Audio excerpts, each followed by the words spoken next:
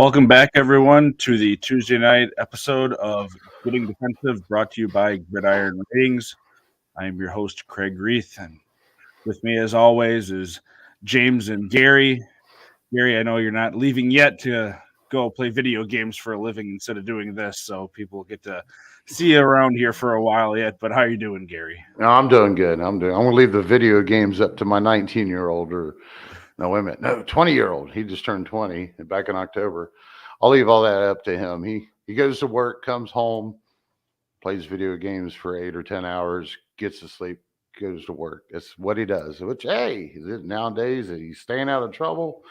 That's what counts. But how are you doing today, Kraig? Oh, I'm doing fantastic. It's glad to be back, and we're going to be going through another list this week. We're looking at our top 12 Dynasty defensive backs. James, how's the week treated you so far? Week's treated me lovely. I've had a relatively low stress work week, which is good from any capacity. And I'm really excited to start talking about DBs. You know, it's the Super Bowl's over. I'd like to just focus on fantasy. I'm probably that ultra rare person who I don't get that into the Super Bowl. It's weird. I know it's like blasphemy to say as a fantasy football analyst, but give me regular season football. Give me fantasy football. Postseason, my team's not in it. I don't really care. Root for a good game, and we saw one, but give me that fantasy. That's what I want. Speaking of that, Kraig, let's talk about the Super Bowl a little bit.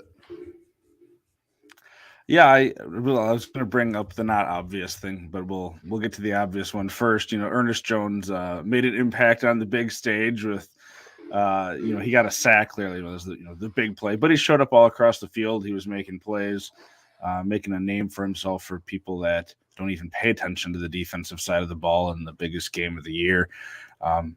You've heard James and Gary both expose his virtues all season long here on the show, so certainly looks like he's going to be ready to take a next step there. But I wanted to ask you guys, with the scuttlebutt of perhaps Aaron Donald retiring, does that potentially change your outlook if he were to retire? I know it's speculation, but I mean, he's been the guy sort of in the middle there that, sets up that whole defense.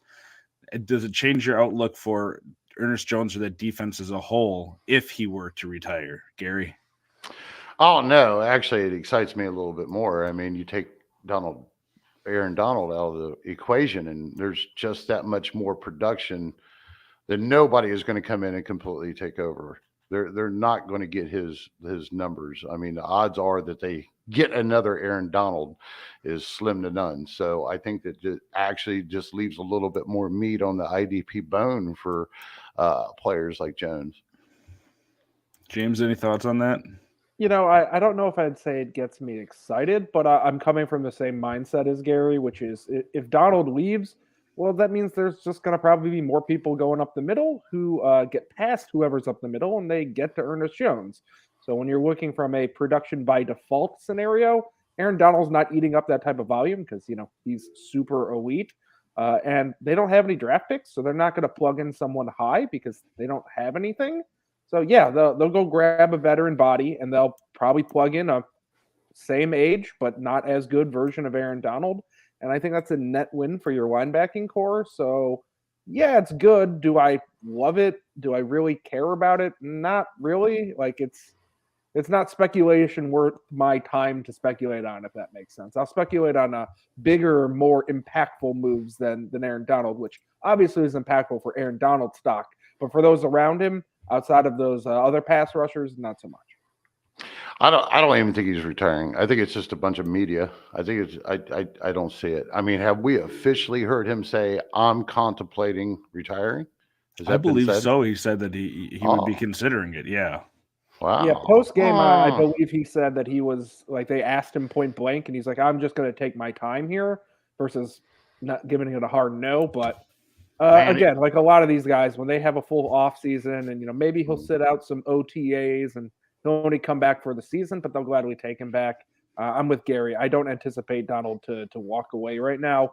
He's still got more in the tank, and he's that good. He'll be good if he comes back, and I think he will. Fair enough. Logan Wilson was like shining. To finish up a little bit on Ernest Jones, I was actually upset that he did so well. Okay, because he was supposed to be coming into this off season. If he wouldn't have been in the Super Bowl, if he wouldn't have performed it, his name wouldn't have been out there so much. So my question to you guys about Ernest Jones, if you're sitting in say a standard ish size leagues and you're starting 3 linebackers, where would you place your highest value drafting in a redraft? Now, I know we're going to be talking dynasty a little bit later, but this year, where would you slot him in if you can grab him off the board? James? I guess I'll lead with this one. I love him. We've been talking about how much we loved him for a long, long time, but I haven't done my rankings, so I'm coming at it a little blind. But I can't see myself sliding him higher than like LB 30. I feel like that's too low, but also I don't really know. So it's hard to just call him an LB2 right away in a redraft because there is the possibility that our love and desire of Ernest Jones and everything we've seen can slip away. He hasn't, put it together for a long period of time. But at the same time, I don't foresee any of that happening. So I kind of want to elevate him. It's just it's a difficult thing to kind of put together and process. Kraig? Yeah, I mean, if you're thinking of just linebackers, it'd be certainly different if we're going to include edge type players in there because, like we talked a little bit last week about linebackers, if you're calling TJ Watt a linebacker, not an edge, those guys do come in to play more. Mm-hmm. Just straight linebackers, I'd be fine having him as a linebacker too. I think with that system, with what he showed and him taking over what we suspect to be full-time with what he showed this year and the moves that they made, I'd be all right. I wouldn't be taking him as an early one, but if I got him, in the back half of the LB2s that are being taken, I'd be happy with that.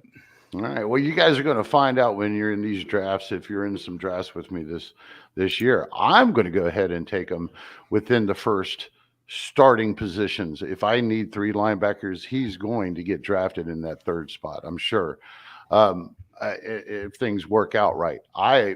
Before the Super Bowl, before the name was out there, and before everything else, he would have been the kind of guy that I would have been my first linebacker off the bench. If I needed 3 to start, then he would have been my 4th drafted guy, planning on bye weeks and such if I had to. But now I don't trust it, and I believe it won't hurt me. I think I can get Ernest Jones. I think he's going to work out perfectly fine next year. I think he's going to be a tier 1 guy. And at the same time, we've learned from this year, and we always have known that there will be linebackers emerge. There will be players emerge on the waiver wire. We had Campbell come out of nowhere. We had, Logan Wilson. He had a hell of a year. I actually got Logan Wilson in 14-team leagues. I was getting him off the waiver wire at the beginning of the season. I didn't concentrate on IDP. I actually missed some of my drafts. So I actually do like the risk, and I'm going to risk it on him, and I'm going to have to reach a little bit higher, like I said, but I have the capability. We've all seen it. We can find these guys that within the first week or two we can grab onto. Yeah, David Long, all kinds of guys emerged last year that nobody was thinking that would really amount to that productive IDP player at inside linebacker. So I'm excited for this year.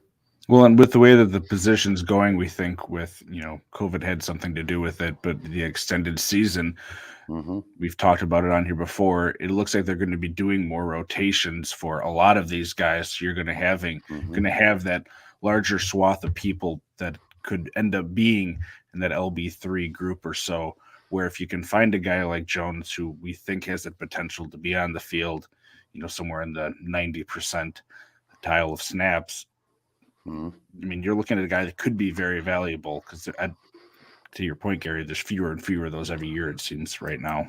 Yeah, and we got to applaud James for last week. He had Logan Wilson in there, and he looked like a complete beast.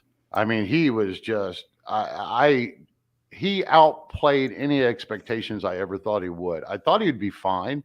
I thought he would hold his own, kind of like he did the whole entire season. But he really excelled in the way the Bengals really shut down that run game, just set him up to be a playmaker.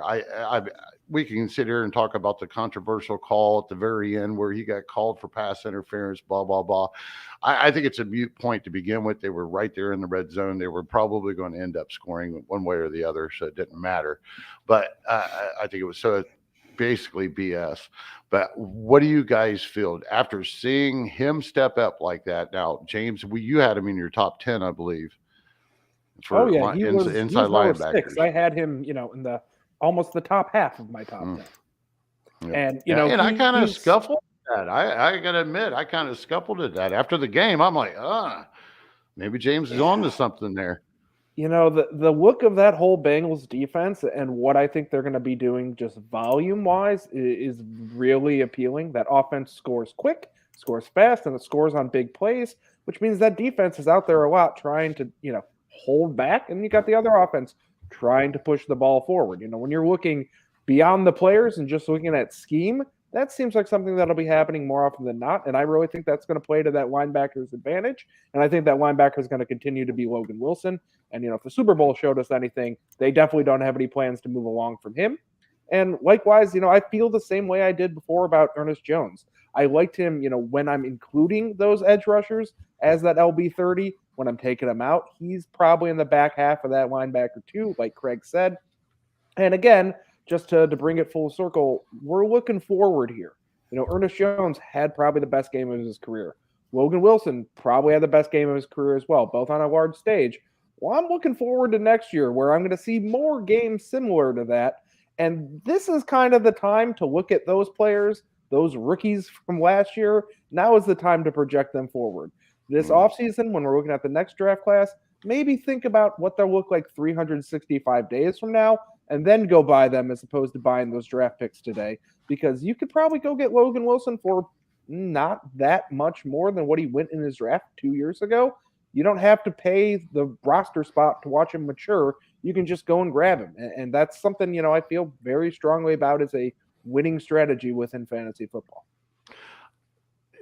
Just tagging along on what you just brought up about the rookies and then projecting them and look at them more for next year. Last year or this past year, in my balanced IDP incentive league, Nick Bolton and Nick Bolton and Parsons was the only two rookies to make an impact in the top 64. And in prior years, it was usually 3-4 guys. So it was really a down year. That hype killed a lot of people last season look at James Davis, Collins, all of them. There were a lot of top tier guys that just did not, top tier rookie guys that had the hype that just did not pan out. But enough about rookies. Anybody else worth talking about from the Super Bowl there? I did want to mention, and probably the reason Gary and I may have overlooked him a little bit, if you kind of look at what Logan Wilson did this past year, from week 9 on, he had 6, 5, 6, 3, 8 as far as tackles, and then he had like 4 or 5 games in there where he didn't play. So if you're paying attention to sort of end of the year stuff, which a lot of people do for leading into drafts this next year, all right, the Super Bowl, it was a great game, but in 6 months are people going to be thinking back to the Super Bowl? Okay, who had a great game that I'm going to be drafting off of? People aren't going to be paying attention to that. They're going to look at last year's numbers and that sort of stuff. And Logan Wilson doesn't show up in that, probably top 25 or whatever because he was hurt. And then he just didn't have a great second half of the year, largely because he was hurt. First half of the year, he was lights out, and he showed that again in the playoffs, especially in the Super Bowl when he's healthy, what he can do. So to your point, James, I think you can probably get him later, than what his play for half of the season and the postseason showed that he's capable of. So he could still end up being a value, certainly. Yeah, the only thing I can keep thinking about is Jesse Bates. I mean, the guy had a down year. He was coming off a really strong year, and then he had a down year for production in 2021. And that's probably just because of the simple fact that the entire defense got better, bringing in Hendrickson, putting Logan Wilson in as a full-time middle inside linebacker. Plus you had Von Bell there that's always demanding his own opportunities. But at the same time, when I was watching all through the playoffs, basically, and into that game. He was a hero for a minute when he caught that interception, but that ball was poorly underthrown. It's just I watched him get beat a lot, and I guess I'm leading into we're getting ready to do these dynasties. He's not. I'm not feeling secure about having him in my top 10 like I had, and a lot of people did last year going into the season. Him and Justin Simmons were kind of those free safeties that were young and up and coming. I just don't see him landing well. I don't like him staying in Cincinnati, and I'm afraid of where he's going to land at a free safety position, which, surprisingly, I think that I might have ranked more free safeties this year in my top 10, which we go with 12 because we're talking at the guys knocking on the door at 11 and 12. How'd you call it, James? I love myself some Jesse Bates. It's a good segue to move from Wilson over to Bates because looking at this graphic, I see him on my list and I don't see him on your two, but I'm not saying the sky is falling in here. I like him to be a kind of a production by default, in addition to being a very good player. I love what I think that Cincinnati defense is going to get, and I want Jesse Bates because I think he's a very good and solid player. Is Gary right? Did he get beat on some plays? Yeah, but you know what? I don't think that really matters that much for his specific location on his specific fantasy analysis. Yeah, he's going to get beat, but they're not going to plug in someone else. They're not going to go and address safety in the draft and move him to the bench. He's going to continue to play. He's going to continue to get snaps, and I think he's going to get it for multiple years. We're looking at this from a dynasty perspective, and obviously if you've got somebody in your top 10, you're thinking about him for beyond just this year, and Bates seems to me like a very solid floor. He didn't have a very good season last year, but he also was pretty good at the same time. And I see him as kind of everything we wish Justin Simmons would be. I know that Justin Simmons is also kind of in the same idea of not really producing all that well, but also kind of being good at the same time and just not meeting expectations. And I just think Bates is just a slightly better version of him. And that's why I believe in him, while you guys probably have him in your next 3 or 4 guys looking out. But he's firmly in my top 10, and I don't really see a lot of reasons to downgrade him, unless I'm completely wrong and they bring in somebody else in that safety position. Do you think that he returns to Cincinnati since he's an unrestricted free agent? I do. I feel like that's kind of chalked up, and that's where my prediction is. And, maybe they'll erase it and they'll say no and they'll send him somewhere else and he'll go maybe get paid. But I think Cincinnati will pay him and he'll be back. And if he doesn't, I will be surprised. They do have quite a bit of cap money, too. I don't remember where they are, but they got a lot of money to play with. And, of course, people are hoping that they shore up that offensive line there so the Dirty O can continue to be productive for all the people that care about that more than IDP. But as the Super Bowl showed, defense still matters in those big games. So, oh, yeah. Indeed. Gary, I know you said we wanted to rattle these off, so I'm going to read off the lists here before we dive too much more into it. Gary, from 1 to 12, we have Derwin James, Jamal Adams, Jonathan Abram, Minkah Fitzpatrick, Antoine Winfield Jr., Jeremy Chin, Buda Baker, Kyle Duggar, Jalen Thompson, Xavier McKinney, Kamren Curl, and Javon Holland. I have Derwin James, Jamal Adams, Buda Baker, Jeremy Chin, Jonathan Abram, Marlon Humphrey, Justin Simmons, Kyle Duggar, Antoine Winfield Jr., Minkah Fitzpatrick, Kevin Byard, and Kamren Curl. And James has Minkah Fitzpatrick, Jamal Adams, Derwin James, Buda Baker, Jonathan Abram, Jeremy Chin, the aforementioned Jesse Bates III, Antoine Winfield Jr., Xavier McKinney, Jalen Thompson, Jordan Fuller, and Kamren Curl. And here we are. It was supposed to be defensive backs, and the only corner on all 3 lists is Marlon Humphrey. All right. That's kind of wild. And I respect the Marlon Humphrey. If you're going to put a cornerback in here, with consistency over the last few years, it has to be Humphrey. But I got to ask, James, what happened? When you said defensive backs last week, when we were going to do this, I'm thinking safeties in the back of my mind, safeties, right? And that's all you've listed. Why aren't there any corners on your rankings there? Yeah, I mean, for me, it's simple. I'm looking at Dynasty, and when I'm looking at floor and I'm looking at making sure I get value, I'm not touching corners early. It's just not a valuable play. Sure, you can hit someone. You can grab a Xavier Howard. You can get Trayvon Diggs. You've got the home run. But do you have any expectation for them to be elite next year? No, you expect them to be solid and good corners. I'm not saying they're going to crash and fall, but they don't have that tackle floor. They're not going to get you a decent enough performance week in and week out. They're high variance. And when you have high variance, you can obviously hit. You can hit very well with it, but at the same time, you can crash. And you can also find high variance guys in season. There are going to be some nickel corners that show up next year who aren't going to have any kind of long-term value, but they're going to be high variance guys. They're going to get a ton of targets, and they'll get their picks. And you can play those matchups. And generally speaking, cornerbacks are matchup-based. Safeties are just overall value. And did I expect to have no corners? Humphrey was right there for me, but ultimately I didn't put him in. And, safeties are just the name of the game. It's how fantasy football works. If you're in a league where, I don't know, interceptions are 9 points, something crazy, then maybe you can focus on corners. But the vast majority of IDP leagues, corners are not where you should be going and spending your high draft capital. You can go and invest in them, but you shouldn't be spending early and often. You should be spending late and trying to find great.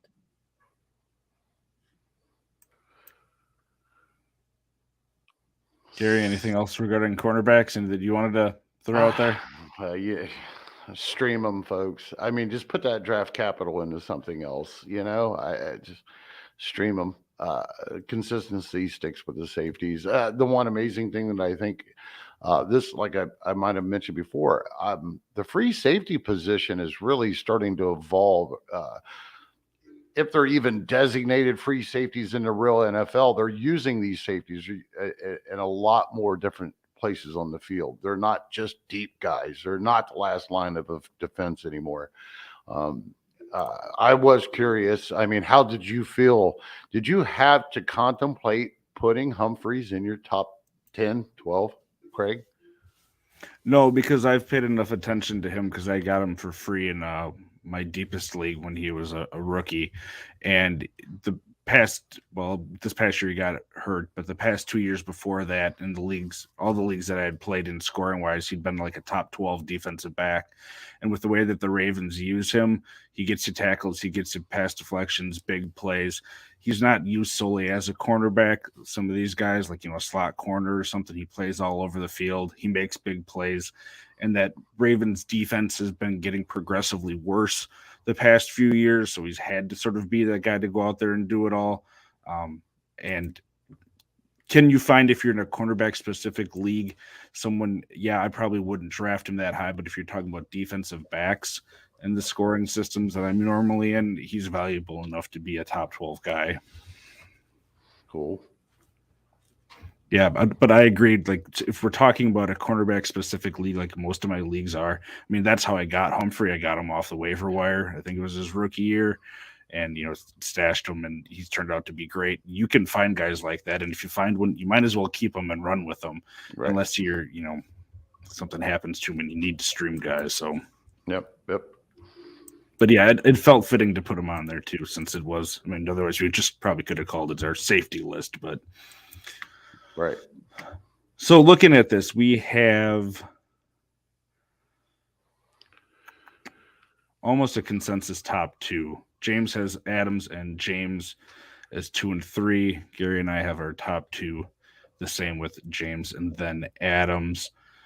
Do you guys have any concerns about those two? Gary, we'll start with you, given the fact that I know we talk about injury prone being this, not real situation, but both of those guys have missed significant playing time in 2 out of the past 3 years at least. Does that concern you at all from a dynasty perspective at the top of the list?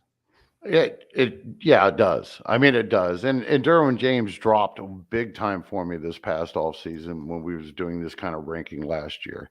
And it was just based off the idea, prove it to me, stay on the field. And he did it this year. So I have no problem putting Derwin James up there. Fingers crossed he stays healthy all the way through. Now, Jamal Adams, I kind of feel the same way. The year before, 2020, he was just lighting it up. They completely used him in a different way. They didn't in 2021. They didn't actually rush him as much, or he didn't get the production from the rushing the quarterback. He was just used a little bit more sparingly.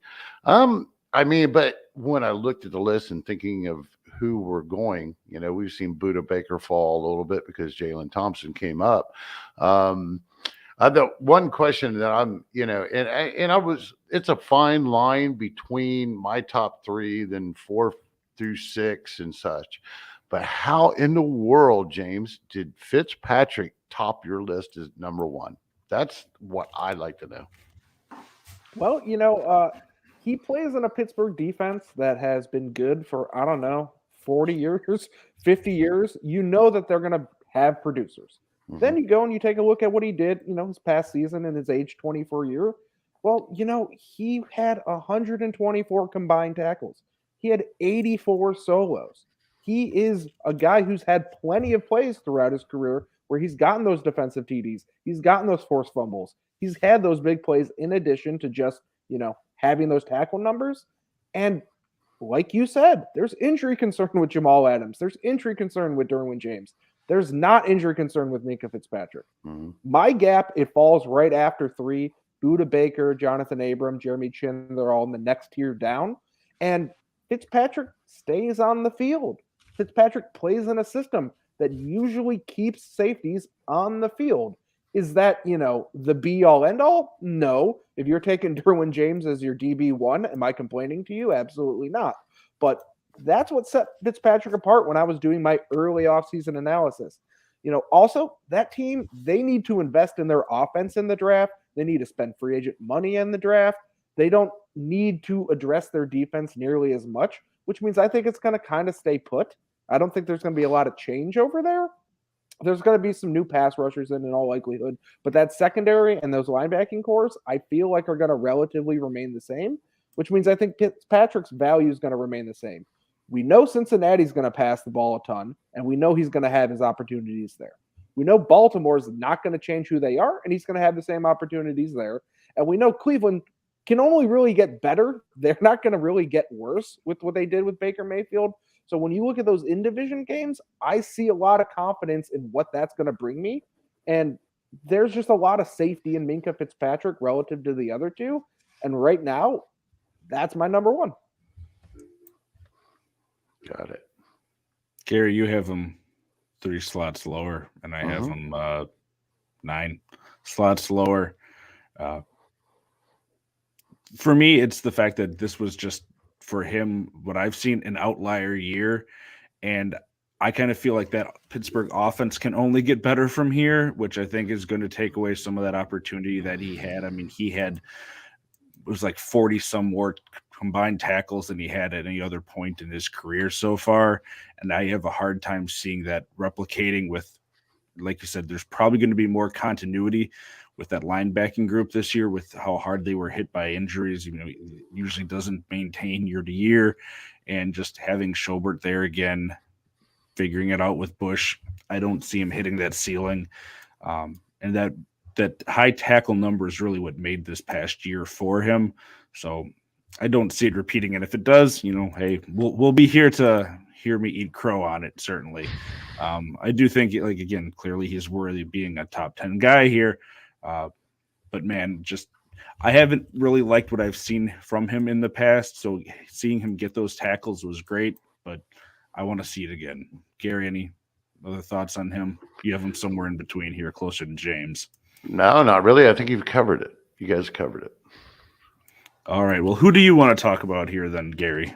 Well, we got to talk about the guy right outside my top 10. Javon Holland, the rookie well, he won't be a rookie this year. For Miami, the deep free safety, now we know Flores is gone.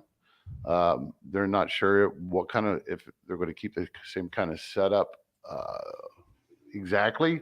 Him and Brandon Jones actually were very serviceable for the last half of the year. Brandon Jones, not as much as Holland. And I'm just going to throw a little tidbit here.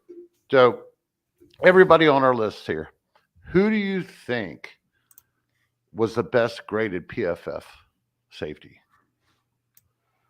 It was Holland. Off of this list, he was like an 85 something. Derwin James was right. I believe Derwin James was as low as 78, which 85, folks, is not that far from what they would consider elite. Let's see, Jamal Adams, believe it or not, he was clear down to 60, but everybody has a down year. So, but let me make sure here. But I was a little bit surprised. What do you think? Do you think that it's a possibility that Holland can repeat that kind of a performance for an entire season? Am I wishy-washy on the whole situation? I mean, he wasn't coming into my top 12 because I just don't have enough volume to believe it. And I'm not mad at it or saying it's wrong or saying it's bad or getting defensive. I kind of like it in a weird way.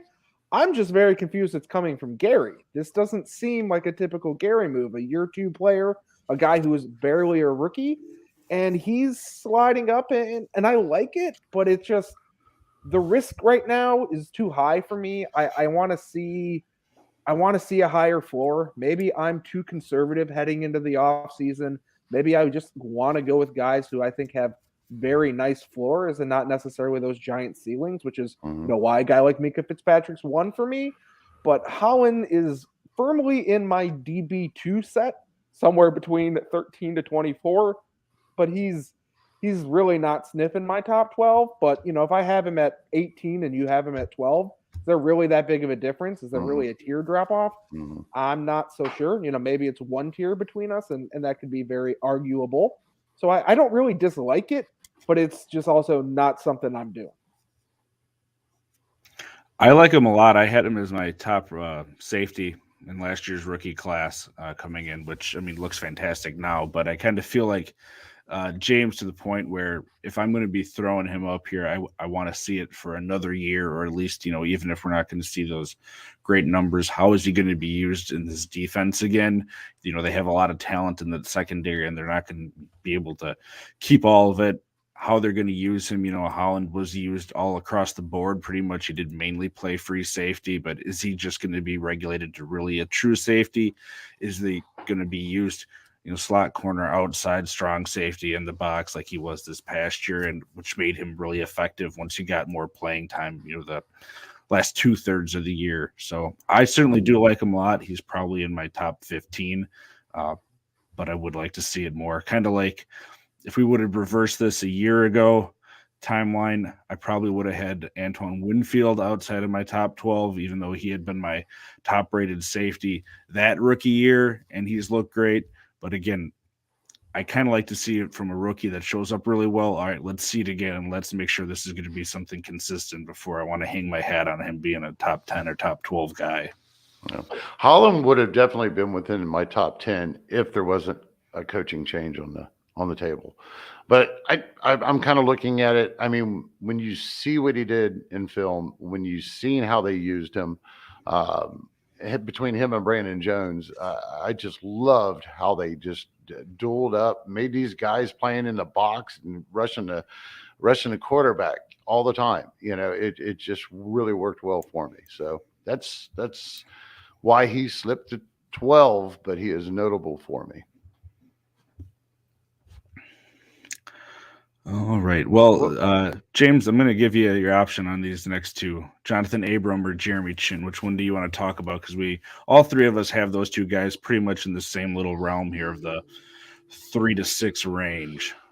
I kind of want to give Jonathan Abram some play because he's in the top 5 for all three of us.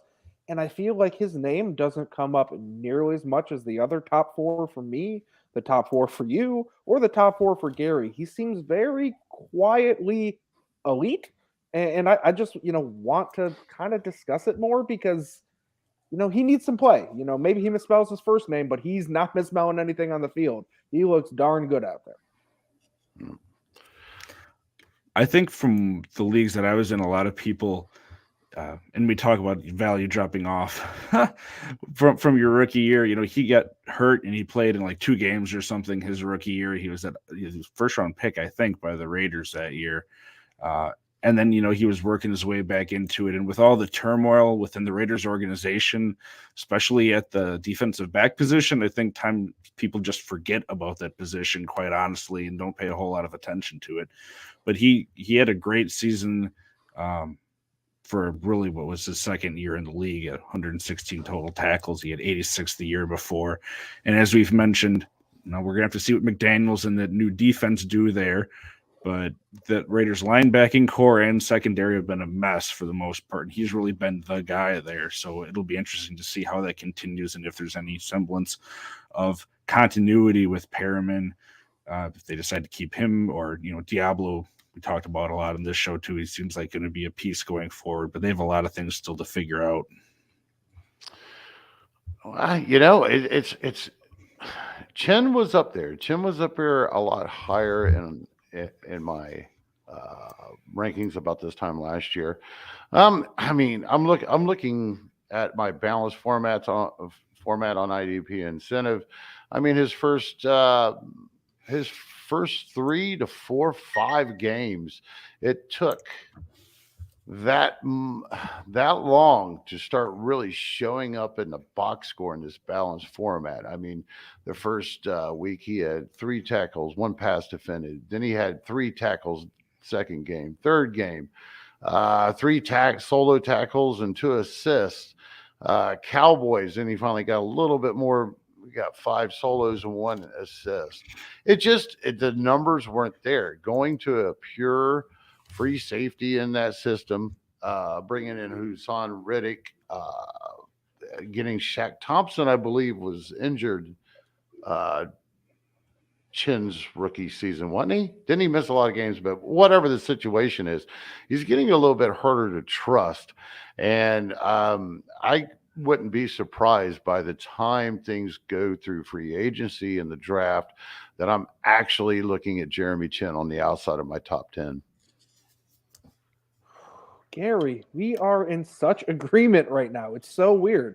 We have Chin both at 6, and we're both feeling the same way about him, which is right now today, I like him. I like where he's at. I'm okay with it.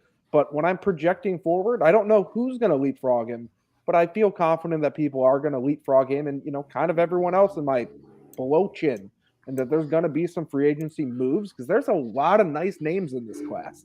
This class has some, interesting pieces that when they move, I'm going to want to take notice of them.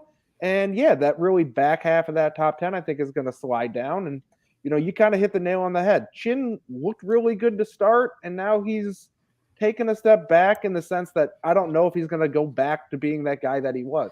Maybe he just had his career year early. That's not something that's typical, but it is something that happens. And we always have to remember that does happen. You can't always look at year 1 and go, well, he's just going to get better from here. That's not always the case. NFL lifespans are very short, and sometimes people start in a peak, and it's okay. And we both still like Jeremy Chin, but our trepidation makes sense. And yeah, I want to see where I have him because I suspect he'll fall as well. It'll be interesting to see what they do with that coaching staff there, just, in general, because there's been a lot of rumblings about switch up there just in terms of the head coach. And, head coach usually brings about a defensive change and all that. To me, I think we'll see if his, sort of second half of the season where he turned it back on play is going to continue or not after starting slow. But I feel that he really fits well into sort of that safety linebacker hybrid that the NFL is moving to. And I just see that, he played a lot of his snaps in the box this past year, which kind of reinforces that, yeah, he's listed sort of as a safety, but like we see on Sleeper, he's one of those hybrids. And I just think he's that kind of guy that the NFL is going to have a spot for and it's going to need more of, as opposed to those, sort of traditional Denzel Perryman type guys that are great at tackling, but you can't trust them in coverage at all. So, and technically, like sleeper that has them dual designated with a linebacker and safety or DB, they technically should be removing that this year. The reason he was that is because his rookie season, he played all over the damn field. He played a lot of in the box type linebacker position, taking other guys off the field. And, just going to a straight, true free safety made the difference. Well, I mean, this year he played about half of his snaps in the box. I mean, true free safety snaps, it was like around like a 10th or a 9th of them. He didn't do a whole lot. I know that's how he was listed and lined up, but if you check on PFF, he was mainly in the box. And I think part of that was due to the complete mess that they had in that linebacking core. They had Thompson, they had Reddick, and then they had a whole bunch of yuck for the most part. So I don't think they know what the defense is going to be doing going forward, to be quite honest. It improved a lot as the season went on, but that safety position next to him, I mean, was there anyone that you liked that they tried there at all? Well, Burris has kept playing there, and he's a free agent this season, but apparently, depending on who's going to be there, from what I've seen, they could get Burris back for cheap, so they might take advantage of that because he does serve his role for their scheme. Apparently, it's not making tackles. Which is all right for IDP because you can ignore him and then look at the other parts there. So, all right. A guy we haven't talked about here at all that both of you have that did not make my top 12. Xavier McKinney, Gary. Lost first year, showed up this year. There's some other injuries that maybe brought him on a bit sooner, but you liking where he's at with that defense as a whole going forward, even with the coaching change? Let's see. What was he? Top 15 and overall safeties graded out as top 10 in coverage for safeties. He amongst the safeties, I think that him and any safety that got any interceptions were all around 5. There's nothing that I don't like about Xavier McKinney. What I'm waiting on is to make sure Peppers moves on. I just hope that they finally have washed their hands. He's a free agent, and it's nothing personal against Peppers, but Peppers is not. He's had like one well-graded year in the last 3 to 4 years. He's just a productive by default guy normally. So hopefully they move on. They stick with Xavier. I'm sure they still have Logan Ryan under contract. They might do something in the draft. I doubt if they go reaching very high. They need a lot of other things that they could be reaching in the draft for. So Xavier McKinney is the guy that I could see by the time I get into the middle of the summer. He's sitting at number 6 for me in place of Jeremy Chin, and Jeremy Chin is falling out of that top 10.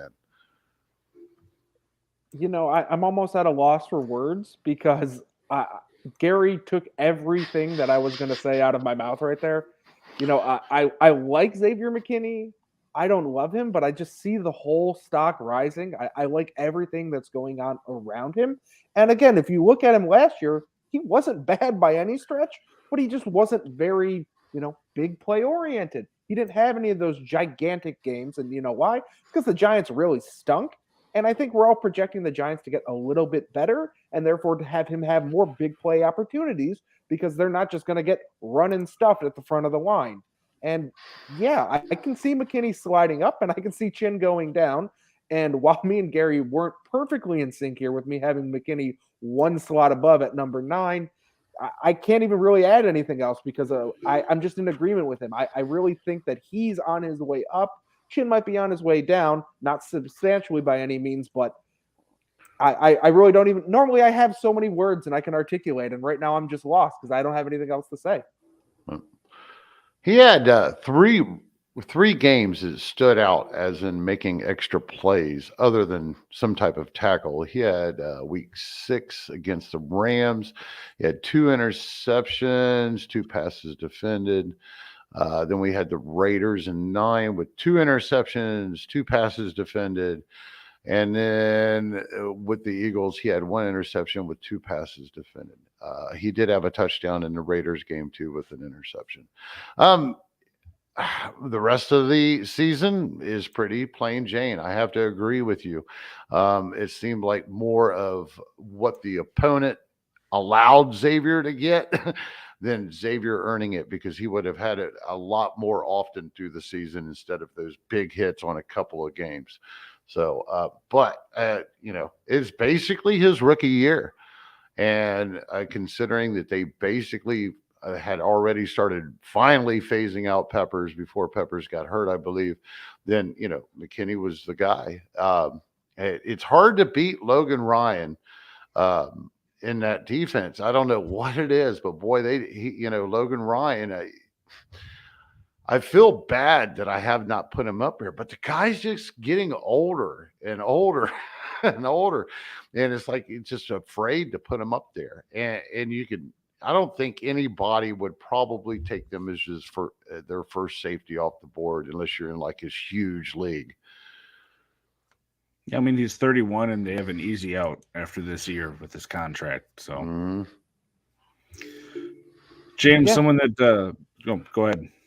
I was going to say that's my whole feeling on Logan Ryan as well. We're very stars aligned and synced right now because he feels elite, but his time's coming, and I can't invest in him when looking at it from a dynasty perspective early because it's like Tom Brady almost, where his time's going to come and he's going to be gone. And while maybe he's not the greatest of all time, he's very good from an IDP perspective. But that it's going to come, and you're just going to go, oh, it's over. Because he's not going to hit a slow cliff. He's going to just fall off and probably go away. And that happens with safeties, and I can't commit early when I'm looking at it as a dynasty. And it already sort of happened. I mean, he had been a cornerback for most of his career, and then they switched him to safety. I think they might have done that at the last year. He was in Tennessee and then came over to the Giants doing the same thing. So usually that's something that you see when people, lose a step where they can't keep up as a cornerback anymore. So perhaps that'll come even quicker for him. But James, I wanted to ask you about number 11, who you had on your list that neither Gary or I did, Jordan Fuller. I don't believe he played in the Super Bowl. He was injured, which is why they had brought back Eric Weddle, who got injured and is now retiring with a Super Bowl trophy. So congratulations to him. But moving forward, how do you feel about, it's clearly better than Gary and I do, but, how do you feel about Jordan Fuller fitting into that Rams defense? A lot of the Rams defense kind of goes back to what we were saying at the start of this with Ernest Jones. There's no help coming. They're very locked into what's going on. And I think Jordan Fuller is going to be just probably the elite production by default guy that's available. And I think he's going to be that guy for a little while. Am I in love with his skill? Do I think that he just has all this big play upside? No, I don't. But I kind of keep saying it. I like his floor a lot. I like a lot of these guys' floor. And I think Fuller's just going to be there racking up tackles at a safety position. That's very nice. He's going to have a few big plays here or there because that defense will perform with or without Aaron Donald. They're still going to be good. So I like what he offers. Does he feel like a guy who can probably ever crack my top 5? Not really, no. But he's at 11 because he has such a beautiful floor. Could he be down at 16? Could he be down at 18 by the time free agency and the offseason is over? Yeah, I probably think he will be. But right now, that's kind of what I'm looking at. I guess that's how I reset at the end of each season. Those floor guys move up because they're steady. And those higher variance guys, well, there's more of them. So let's see where they land. The ones that land well, they'll rise up. The ones that don't, they'll stay down where they are. So I guess it's a really weak endorsement of Jordan Fuller right there. But at the same time, he's going to be a great DB2 for someone who just keeps performing and keeps not making mistakes. All right. We're winding down here, Gary. One interesting situation we alluded to but didn't talk about. You have Budda Baker at 7. We all have Budda on our lists. I have him at 3, James at 4. But then both of you have Jalen Thompson, his running mate there in the defensive backfield. You have him at 9. James has him at 10. he had a decent first year. He was injured his second year. This year, seemingly out of nowhere, because he didn't even start all the games that he played in. I think it was like 12 games he started this year. He balled out. He had 121 combined tackles. So are you seeing that as a prelude to what is going to continue to happen on that defense, and that's why you have him up here? Or do you think it's more evening out between him and Buda instead of Buda just being the main guy back there? Go ahead, James. Yeah, I feel like it is evening out. It's weird to also keep Buda up there because I just really think that defense is going to be excellent from a secondary standpoint in terms of fantasy production. Thompson, yeah, he balled out, and I don't see a reason why he shouldn't. It's hard to look at guys and say, oh, well, there's two elite safeties here in this one backfield. How do I deal with this from a fantasy perspective? And well, what I did is I put them both in my top 10. I think that they're both just going to perform. The way that system works, they've always produced solid safeties. That linebacking core is getting a little old. We know Jordan Hicks is going to leave, and we know that, things are going to open up in terms of letting them play more in the box. And I think that we're going to just see quality production. Like you stated earlier, people move around and they don't just play back deep, and that's what a safety does anymore. And I think that the Arizona Cardinals are going to be a team that makes their safeties get involved because they're both elite talents. And, maybe Gary feels the same way, but that's just kind of how I am with it. I don't really have a strong, hard-nosed reason why there should be two top 10s. I just think it's going to happen. It's pretty simple for me. I'm riding a damn hot hand here, folks. I mean, it's early in the off season. We're coming off of what, Jalen Thompson was on nobody's radars last year because of his situation prior, being hurt and then splitting time when he did get to play. And, it's just riding the hot hand, and it's early in the off season. And I'm doing the same thing with Kyle Duggar. I do notice that James doesn't have Kyle Duggar. I have Duggar at 8, right above Jalen Thompson. Kraig, I see you got Kyle Duggar at 8, but he did not make your list. Probably where Jordan Fuller comes in for you and Jesse Bates knocking him down, I would suspect. Is that what we could say, James? Yeah, that's right. Duggar would be number 13. He'd be in my baker's dozen, but he just did not crack the cut for me. But that whole probably 9 down, maybe 10 down, that's where I kind of have a bit of my tier gap. So if you wanted to slot him up, where you guys have him, I don't really have that big of an issue with it. And again, they're all just kind of quality hands right there that are young, that I like what's going on. So Fuller, Duggar, Curl, Thompson, they're all more or less the same guys for me today. Come the start of the season, things will probably shift up. But right now, they're kind of in that same core. How about Curl, Kraig? I mean, did Riviera hit the lottery with a 7th round rookie, 2020? Yeah. I mean, that was just like, the only thing that I could really compare that to, and of course, there's two different positions because Curl does still play safety, would be the overlooking kind of pick. Late round guy. Nobody's paying attention to him, and bam, next thing you know, I mean, we're in Curl's 3rd year, and he's ranked up here, just outside of everybody's top 10. So. Yeah, it's a beautiful thing with this, and the positions evolving. I'm going to say it again. The positions evolving. I've been saying for years, more and more three safety sets, and in the process of them using more safeties on the field, or even just cornerbacks on the field, they're using them in a lot more aggressive ways, and that's making this. It's almost flooding the market. Okay, I don't want to say that we're turning safeties into cornerbacks, but as a defensive back position, I feel like it's really starting to get flooded. We're getting less and less full-time, valuable inside linebackers. So when you get them, you got to hold on to them and you got to use them up. But when it comes to DBs, I think we're getting more and more viable. It's just that their top end might not be as high. Yeah, you're hitting the nail on the head there. I feel like it's just a love fest for me today. But Safeties by and large are taking linebackers snaps, if you want to just say a lump sum generalized statement. And because of that, you're seeing safeties tackle number rise, you're seeing linebackers tackle numbers decrease, and you no longer have approximately 24 of the teams having a steady tackle volume eating, just doesn't really matter how good he is, he's going to get you production guy. Those guys are kind of going away at the linebacking core, and you're seeing in the safety core, those tackles rise up. And suddenly I'm talking about guys like Jordan Fuller and Kamren Curl as being these guys who are going to have these great floors. And it's a weird evolution, but that's football. It's always going to evolve. 10 years from now, we're going to be talking about cornerbacks doing this or something insane. It's going to move, and you got to move with it. And it's good to pay attention and know these things and understand that this is a league-wide trend. This isn't just one team doing something outside the box. This is everybody.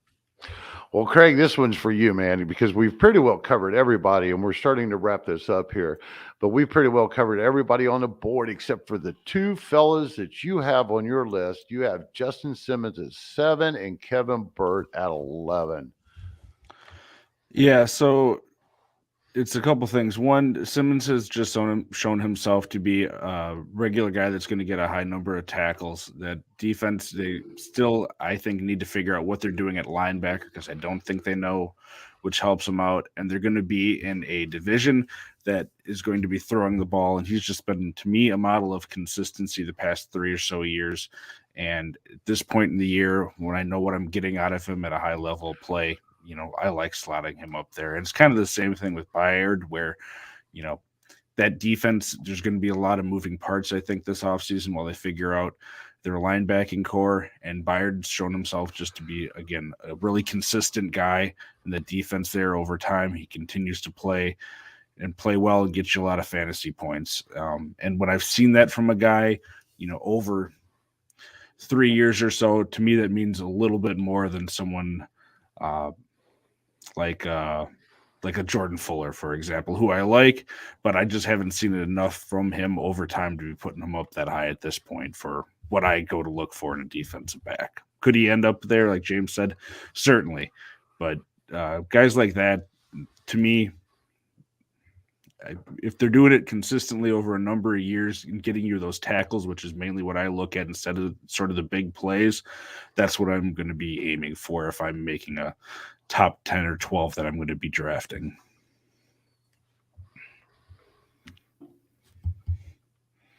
The only other name we didn't really mention on here is Winfield, who we all have Gary up to 5, James at 8, and I have him at 9.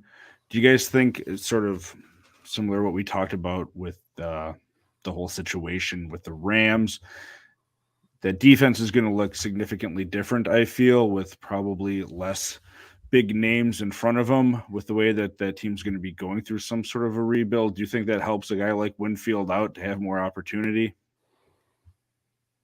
It's kind of the same answer as we said with the Rams, where, if Donald disappeared, I kind of don't think it's going to affect Winfield all that much. I think he's going to get his volume and his opportunities kind of regardless of how things are going to go, especially because if they rebuild, it's going to be a hard rebuild, which means that defense is going to be out on the field a lot. Yeah. And Winfield's going to kind of be the captain of it because they're going to let all those veterans go. So if they actually take a hard stance to just ship everyone out of town, it's going to be him, Devin White, and a bunch of nothing. And I think that he'll still see tons of solid production.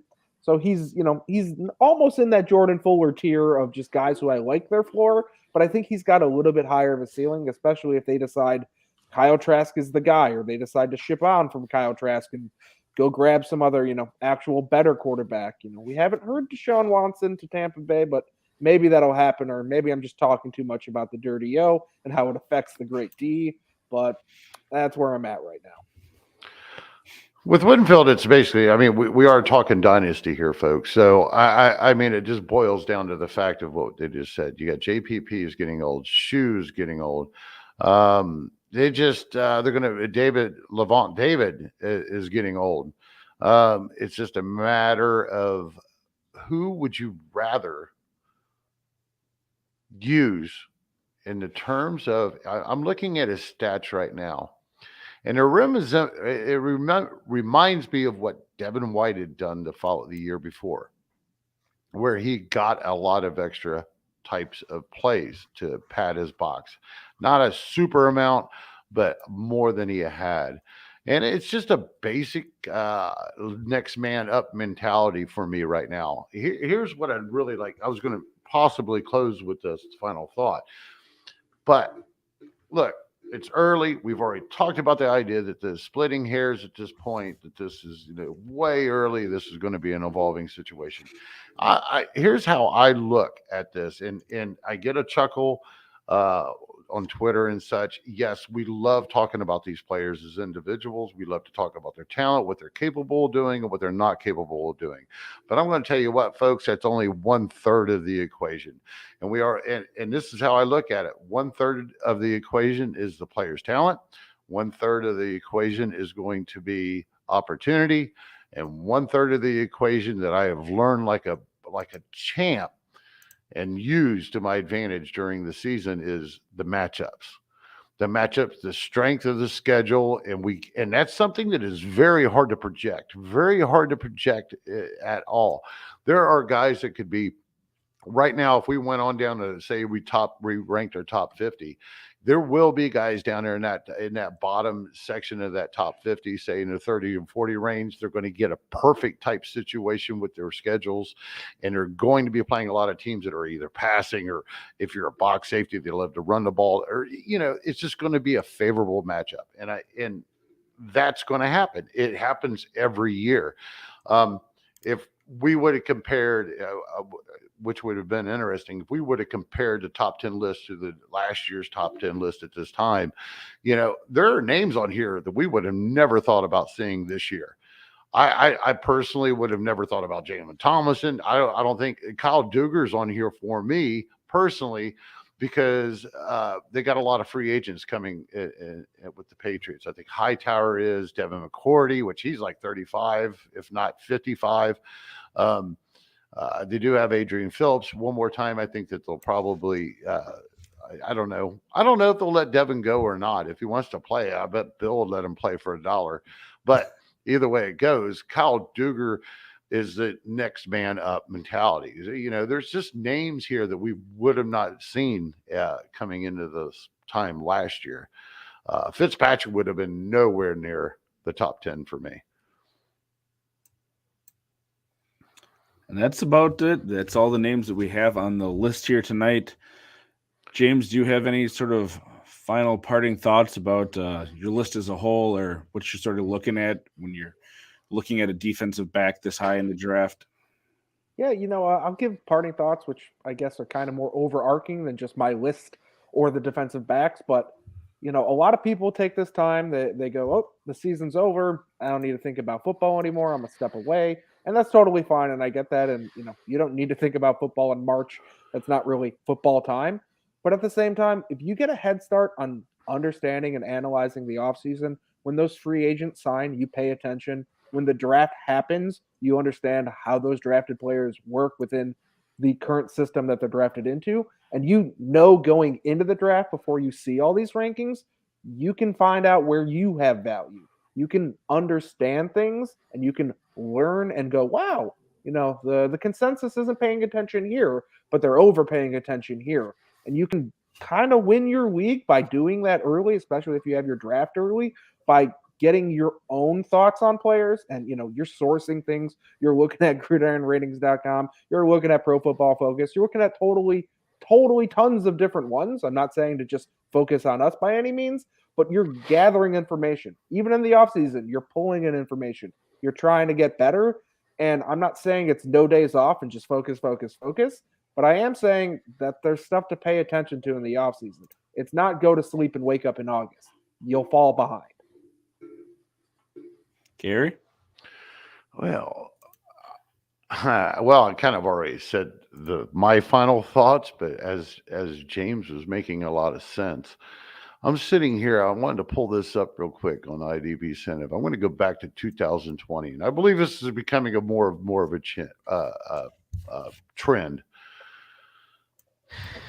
The names that we see are not repeating as well. in average, weekly average, the end of 2021, Jamal Adams was the number one guy. Buda Baker. This is a balanced type league, folks. This is balanced scoring. But anyways, we had Adams at 1. Baker ended up the season at 2. Poyer at 3. Chin, Bates, Peppers, Malcolm Jenkins, Justin Simmons, Carl Willis, Adrian Phillips. Then I'm going to switch real quick. I probably could go back to 2021 or 2019, but I'm just going to shorten this up here real quick. So here's a total flip flop. We go by average, weekly average. And I like looking at weekly averages, folks. I like looking at weekly averages over total points to begin with, because they kind of cover ass when it comes to having to figure out if a player has missed any competition or any games. Somebody might miss 2 or 3 games, but they had a higher average. I want that average. That's what I'm looking at when I'm sorting. But either way, Harrison Smith at number 1. Wow, with the old timer come back. Then you had Derwin James. He's back. Winfield make the top 10. Fitzpatrick, Ryan Logan. Have I even said any names that I said just from 2020? Jonathan Abrams, Poyer, Javon Curse, Jamal Adams. There's the first one. And then Landon Collins. Okay, that's your top 10. Look, folks, this is not rocket science. This is not anything special. We can diagnose any way that we want. What's going to happen? It's going to happen. So when you're splitting these hairs, just be vigilant. Be vigilant. Don't be scared to change your stock of players. You don't always have to own Jamal Adams. We can see that didn't pay off as well this year, amongst other players. So, be open-minded. Don't get all mad when somebody sends you a trade offer that you just think that, well, there ain't no way in hell I'm trading Derwin James for Jonathan Abrams. Or, yeah, it might sound crazy, but if it's a pot sweetened enough, the odds are these guys are going to probably be within the same range of each other next year, whether we like it or not. If that makes any sense. It does. Well said. And please let us know if you have any questions about our list, if you feel we left someone off, if you thought we didn't talk about someone, we completely disrespected someone, or we're crazy for putting someone up there. You can find all of us on Twitter. Gary is at the IDP Tipster. James is at WhatMoney3000. You can find me at RotoHeat Kraig. Any sort of other questions you have, please drop those on the YouTube over at Gridiron Ratings. Please like, subscribe, get that notification bell on so you know when we are on, when the Thursday show is on with JJ and Jeff and Gary. Are you on this week, Gary? Yeah, I believe it might be just me and JJ. So, okay. Right. I think I'm going to cover, we had a plan and then we kind of switched it up. I think we're going to be talking about my 5 top free agent scenarios and players and such. But Jeff will be popping in and out of these shows too to give Yes. you his input as the offseason rolls on. You can catch all of Gary and James's stuff over at gridironratings.com. And for all of us here tonight, thank you for tuning in. Hope you learned something, and have a good night, everybody.